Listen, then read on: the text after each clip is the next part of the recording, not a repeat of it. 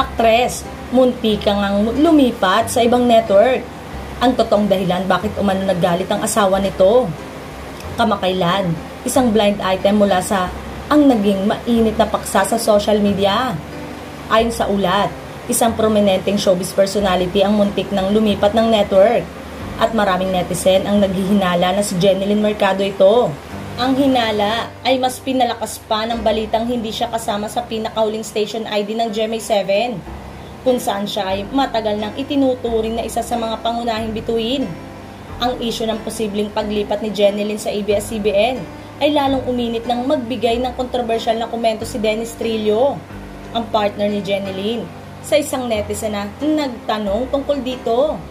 Sinagot ni Dennis ang tanong sa pamamagitan ng pagtatanong na may ABS pa ba? Ang komentong ito ay agad na nakatanggap ng batikos mula sa iba't ibang netizen, lalo na sa mga tapat na taga-suporta ng Kapamilya Network.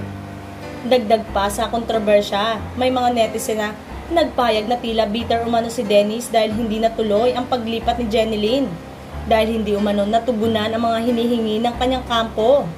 Ito ang sinasabing dahilan kung bakit naging mapait ang reaksyon ni Dennis sa mga usapin. Sa gitna ng mga espekulasyon, nilinaw ng talent manager ni Dennis na nahak ang TikTok account ng aktor at ang mga komentong lumabas ay hindi galing sa kanya. Sa parehong paraan, itinanggi rin ng manager ni Jenilyn ang mga balita na lilipat siya sa ABS-CBN. Sa kabila ng mga paglinaw, ang usapin ay patuloy pa rin pinag-uusapan sa social media platforms.